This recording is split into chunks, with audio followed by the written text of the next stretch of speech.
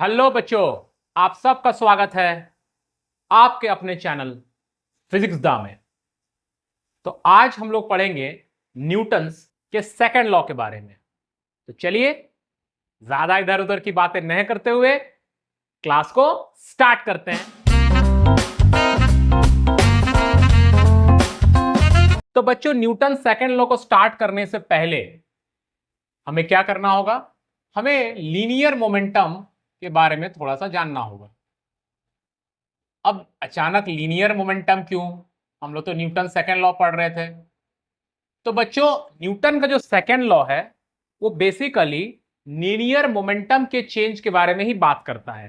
तो जब linear momentum के चेंज के बारे में बात कर रहा है तो हमें पहले लीनियर मोमेंटम से मुलाकात कर लेना होगा। तो चलो, लीनियर मोमेंटम क्या होता है?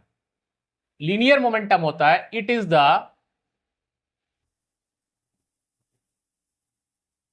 Amount of motion contained in a body या contained in A object.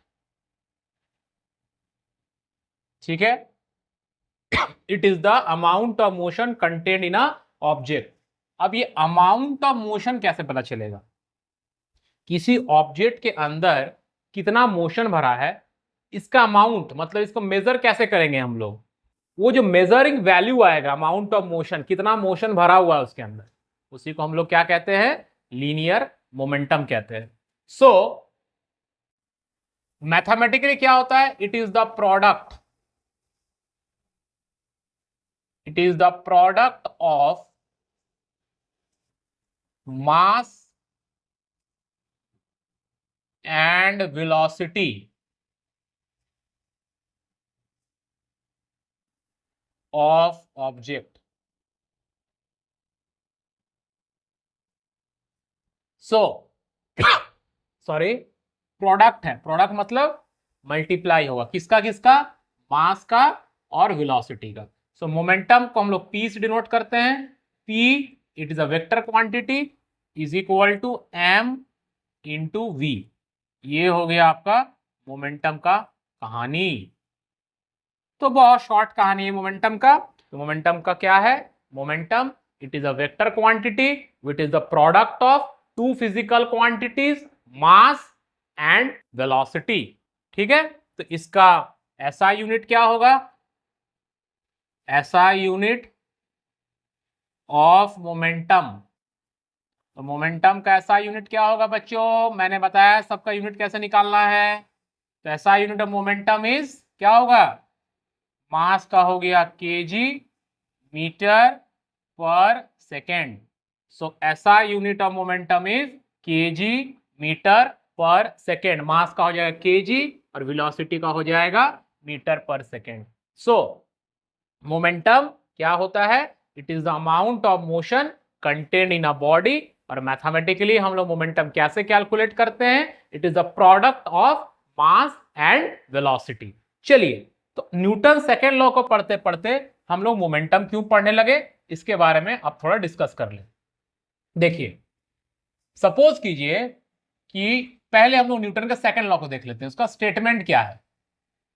Statement क्या है उसके बाद बात करते हैं कि मोमेंटम के बारे में क्यों पढ़े हम लोग। स्टेटमेंट क्या है न्यूटन के सेकेंड लॉ का? मतलब न्यूटन का सेकेंड लॉ क्या कहता है? It states that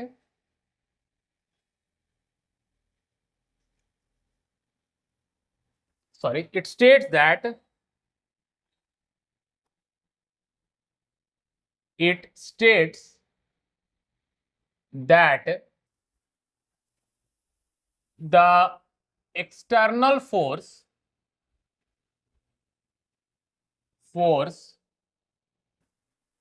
acting on a object is directly proportional to directly proportional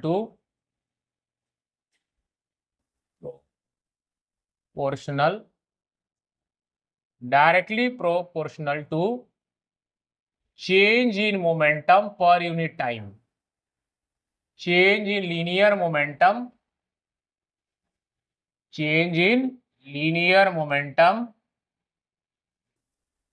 पर unit time, per unit time. So क्या है स्टेटमेंट, स्टेटमेंट को देखिए, it states that the external force, जो एक्सटर्नल फोर्स बाहर जो फोर्स किसी ऑब्जेक्ट पे लगेगा acting on object is directly proportional to change in momentum per unit time, मतलब change in linear momentum per unit time. ठीक है, मतलब फोर्स जो लग रहा है that is directly proportional to DP, DP मतलब हो गया चेंज इन मोमेंटम, डीपी मतलब व्हाट्सएप का डीपी नहीं, डी मतलब चेंज, किसमें चेंज, तो मोमेंटम में change, by dt that is time interval. So external force acting on object is directly proportional to dp that is change in momentum, dt change in time। अब सवाल है कि ऐसा कैसे हो रहा है, इसको समझने की कोशिश करें। एक ऑब्जेक्ट है जिसका मास सपोज 3 kg है, एक दूसरा ऑब्जेक्ट है जिसका मास 2 kg है। सपोज दोनों ऑब्जेक्ट 20 मीटर पर सेकेंड से मूव कर रहा है, दोनों ऑब्जेक्ट 20 मीटर पर सेकेंड से मूव कर रहा है। तो अगर ये दोनों ऑब्जेक्ट को हमें रोकना है तो किसमें ज्यादा फोर्स लगाना होगा बच्चों? ऑब्वियसली है कि इसमें ज्यादा फोर्स लगाना होगा। क्यों? क्योंकि 3 kg वाला जो मास है, अगर आपको लगेगा कि अरे ये 3 kg है, ये 2 kg है, दोनों का वेलोसिटी क्या है, सेम है, तो ये भारी है।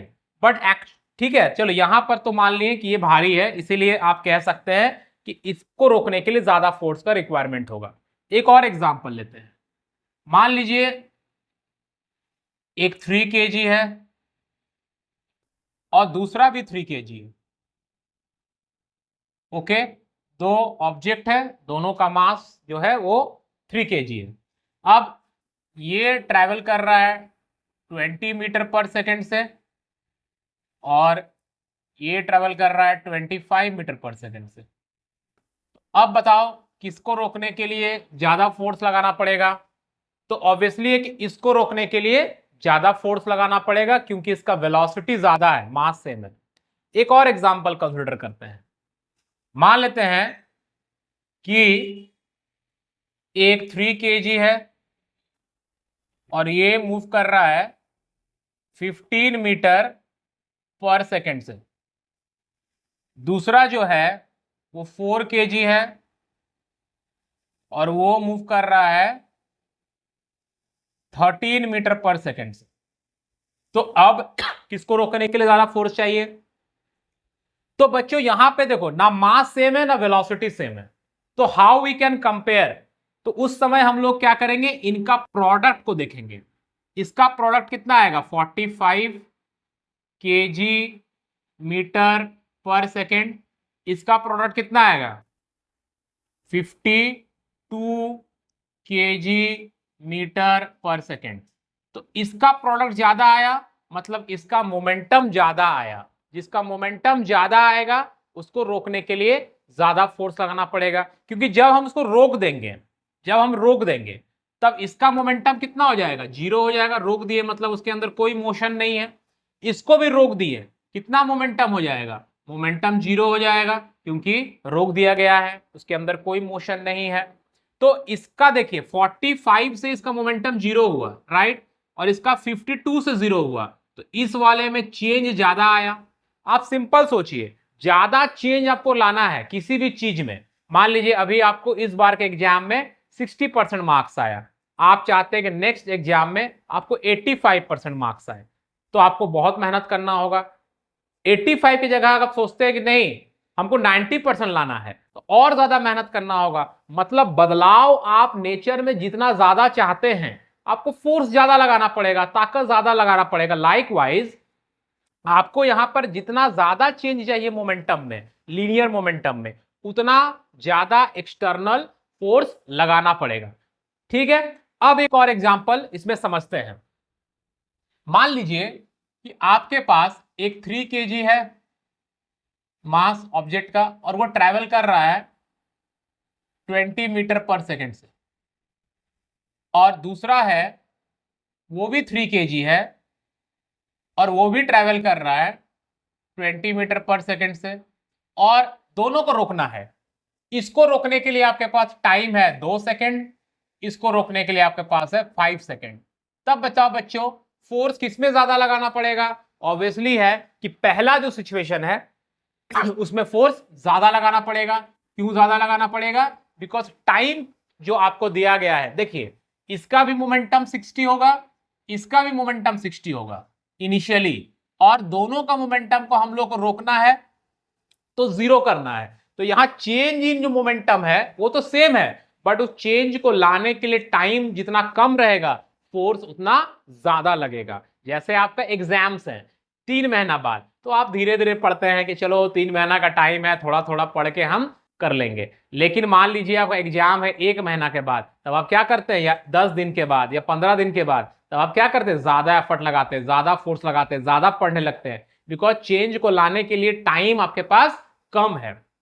जैसे आप मान लीजिए बाइक से जा रहे हैं और आपको कहीं पर रोकना है, वो डेस्टिनेशन आपको पता है कि वहां रोकना है, जैसे ही हम उसके नजदीक पहुंचने लगते हैं अपना आपका गाड़ी का जो वेलोसिटी होता है वो धीरे धीरे आप कम करते हैं और धीरे से ब्रेक मार के गाड़ी को रोक देते हैं, बाइक हो या कार हो। लेकिन मान लीजिए अचानक रास्ते पर एक कुत्ता आ गया या बकरी आ गया, तब आप क्या करते हैं, अचानक से ब्रेक लगाते हैं, बहुत जोर का फोर्स लगाते हैं, बिकॉज आपका जो गाड़ी का मोमेंटम है वो ज्यादा रहता है, तुरंत उसको जीरो करना है, टाइम बहुत कम है, रिएक्शन टाइम बहुत कम है, तो आप ज्यादा फोर्स लगाते हैं। तो इसीलिए कहा जाता है कि जो फोर्स एक्सटर्नल फोर्स किसी ऑब्जेक्ट पर लग रहा है that is proportional to not only in change in momentum, change in momentum per unit time, मतलब उसमें जो चेंज लाना है मोमेंटम में उसके लिए टाइम कितना लग रहा है। अगर ज्यादा चेंज लाना है मोमेंटम में, टाइम कम है, तो ऑब्वियसली ज्यादा फोर्स लगेगा। इसीलिए change in momentum per unit time, मतलब प्रति सेकंड मोमेंटम को कितना बदलना है। अगर प्रति सेकंड ज्यादा मोमेंटम बदलना है तो ज्यादा फोर्स चाहिए, प्रति सेकंड अगर कम मोमेंटम बदलना है तो कम फोर्स चाहिए। ये आप होप कि क्लियर हो गया। अब हम लोग इस पे आगे बढ़ते हैं। तो हमारा जो था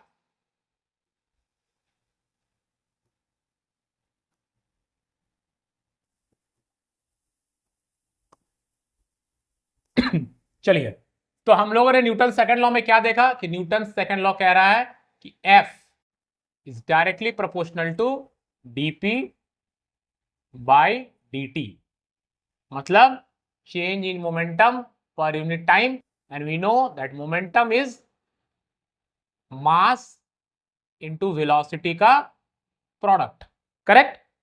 अब देखिए इसको, इस इक्वेशन को अगर हम ऐसे लिखें F इक्वल टू, तो यहां एक प्रोपोर्शनल कांस्टेंट आ जाएगा k, this is dp by dt, correct, where k is called proportional constant या कांस्टेंट ऑफ प्रोपोर्शनलिटी, जो भी कहना है उसको कह सकते हैं, ठीक है, प्रोपोर्शनल कांस्टेंट। हियर यहां पे इस k का जो वैल्यू है, हियर यहां जो k का वैल्यू है वो है 1, यहां k का वैल्यू कितना है, 1 है। तो हमारा इक्वेशन क्या हो जाएगा, F equal to k, sorry F equal to 1 हो जाएगा, यहां पे तो 1 को नहीं लिखते हैं, तो इसको हो जाएगा dp by dt। So force is equal to change in momentum per unit time, है ना। सो हमारा क्या आ गया, force is equal to change in linear momentum per unit time, मतलब टाइम इंटरवल, करेक्ट। ये इस फॉर्मूला से भी हम लोग फोर्स निकाल सकते हैं। अब देखिए मैथमेटिकली क्या आया, F equal to dp by dt आया, F equal to dp by dt आया। अब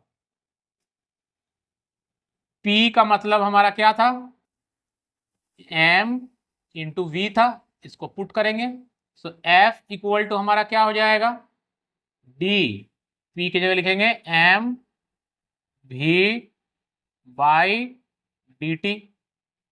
तो F इक्वल टू क्या हो जाएगा, अब देखो इसको डेरिवेटिव कैसे करेंगे। फर्स्ट में हम लोग मास को कांस्टेंट रख रहे हैं, वेलोसिटी को वेरिएबल मान रहे हैं, तो हो जाएगा M D V by D T. उसके बाद हम लोग वेलोसिटी को कांस्टेंट रख रहे हैं और मास को वेरी कर रहे हैं, ये हो जाएगा D M by D T. मतलब मोमेंट, ये हो गया फोर्स निकालने का जनरल फॉर्मूला। क्या है general formula, F is equal to M D V by D T plus V D M by D T. ठीक है, अब आप बोलिएगा मास कैसे वेरी कर रहा है सर। जैसे एग्जांपल ले लीजिए, एक बलून ले लिए हम लोग, ठीक है, और यहां पर अगर होल कर दिए तो बलून का जो गैस है, गैस विल मूव आउट, है ना, गैस जो है वो बाहर निकलेगा। तो गैस जब बाहर निकलेगा बच्चों तो इसका मास क्या होगा, कम होगा। और आप देखते हैं जब गैस निकलता है तो बलून इधर उधर भागने लगता है, छटपटाने लगता है, बिकॉज इस पर एक फोर्स लग रहा है। तो ये एक वेरिएबल मास सिस्टम हो सकता है। लेकिन जनरली जैसे हम लोग पढ़ते हैं, कोई बॉल से हम दीवार पर मार दिए या ब्रेक लगा के गाड़ी को रोक दिए, तो ये सब सिचुएशन जो रियल लाइफ में हो रहा है, ये सब में मास नहीं वेरी कर रहा है, बट वेरिएबल मास। जैसे रॉकेट को भी आप ले सकते हैं, जैसे रॉकेट में क्या होता है, रॉकेट जब ऊपर जाता है तो गैसेस, एग्जॉस्ट गैसेस जिसको हम लोग बोलते हैं, वो एग्जॉस्ट गैसेस क्या होता है, एग्जॉस्ट गैसेस बाहर आती है। और जब एग्जॉस्ट गैसेस बाहर आती है तो इसका जो मास है वो कम होता है ना, और ये धीरे धीरे इसका वेलोसिटी बढ़ते जाता है। तो ये भी एक वेरिएबल मास सिस्टम हो सकता है जिसमें मास चेंज कर रहा है। तो जब फोर्स किसी ऑब्जेक्ट पे लगता है तो या तो वेलोसिटी चेंज कर रहा है या मास चेंज कर रहा है या दोनों भी चेंज कर रहा हो सकता है। ठीक है, तो this is the general equation. इस इक्वेशन को आप ध्यान रखेंगे। ये फोर्स निकालने का जनरल इक्वेशन हो गया। ठीक है, अब देखिए अगर हम लोग ये मान लें इफ मास इज कांस्टेंट, अगर हम लोग ये मान के चले कि जो ऑब्जेक्ट है जिसपे फोर्स लग रहा है उस पे मास जो है वो वेरी नहीं कर रहा है, मास जो है वो कांस्टेंट है। तो अगर मास कांस्टेंट है सो dm बाई, देन क्या हो जाएगा, देन हमारा जो ये वाला टर्म है dm बाई dt, ये वाला टर्म तो हमारा जीरो हो जाएगा। तो dm बाई dt अगर जीरो होगा तो ये वाला पूरा टर्म हमारा जीरो आ जाएगा। सो हमारा फोर्स हो जाएगा F equal to M dv by dt, F equal to M dv by dt। अब आप अगर ध्यान देंगे तो dv बाई dt का मतलब क्या हुआ, dv बाई dt का मतलब होता है rate of change of velocity. We know, क्या जानते हैं हम लोग सब कुछ जानते हैं, है ना, ये पब्लिक है सब जानती है। तो हम लोग क्या जानते हैं, हम लोग जानते हैं कि एक्सेलरेशन जो होता है वो होता है dv बाई dt। एक्सेलरेशन क्या होता है, dv by dt। So F equal to हमारा क्या आ गया, m इंटू ए। तो ये जो फॉर्मूला जिसको हम लोग क्लास 9 में भी पढ़े होंगे, ये फॉर्मूला हम लोग कब यूज कर सकते हैं बच्चों, जब हमारा मास जो है वो सिस्टम का कांस्टेंट रहना चाहिए। अगर मास वेरिएबल है तो फिर हमें ये जनरल फॉर्मूला यूज करना पड़ेगा। या अगर मान लेते हैं कि वेलोसिटी यूनिफॉर्म है, मान लेते हैं कि उस सिस्टम में क्वेश्चन में भी दिया है कि v कांस्टेंट है, वेलोसिटी कांस्टेंट है या यूनिफॉर्म वेलोसिटी है, तो वेलोसिटी अगर कांस्टेंट है तो फिर हमारा f क्या हो जाएगा, हमारा f हो जाएगा v dm बाई dt। हम लोग ये वाला फॉर्मूला यूज करेंगे बिकॉज अगर वेलोसिटी हमारा कांस्टेंट है तो dv बाई dt जीरो आ जाएगा, एक्सेलरेशन तो नहीं होगा। लेकिन अगर मास चेंज कर रहा है उस सिस्टम का तब हम लोग ये फॉर्मूला लगा सकते हैं। और मास और वेलोसिटी दोनों कांस्टेंट है तो फिर तो फोर्स जीरो आ जाएगा, और दोनों वेरी कर रहा है तब तो हमको ये जनरल फॉर्मूला लिखना पड़ेगा। Clear, so this is about Newton's second law of motion, जो क्या कहता है कि एक्सटर्नल फोर्स जब किसी ऑब्जेक्ट में लग रहा है, that external force is always equal to change in linear momentum per unit time, जिसे आप rate of change of linear momentum भी कह सकते हैं। और जब हम लोग उसको मैथमेटिकली सॉल्व करते हैं, कुछ कंडीशंस पुट करते हैं, तो उनका एक जनरल फॉर्मूला आता है फोर्स का, और एक formula F is equal to ma भी आता है जब सिस्टम का मास कांस्टेंट रहता है, जिसे हम क्लास 9 में भी पढ़े हुए हैं। इस वीडियो को अच्छे से देख ले, इस कॉन्सेप्ट को समझ ले। नेक्स्ट वीडियोस में फिर हम लोग आगे पढ़ेंगे, इंपल्स के बारे में जानेंगे, हम लोग न्यूटन्स के थर्ड लॉ के बारे में पढ़ेंगे, different types of forces in nature के बारे में पढ़ेंगे, और भी अच्छे अच्छे न्यूमेरिकल्स भी सॉल्व करेंगे। उससे आपका चैप्टर बहुत ही क्लियर हो जाएगा। तो हमारे चैनल के साथ जुड़े हुए रहिए और अपने जो फिजिक्स के जर्नी है इसको धीरे धीरे करके एंजॉय करते हुए पढ़ते जाइए। थैंक यू, मिलते हैं नेक्स्ट वीडियो में।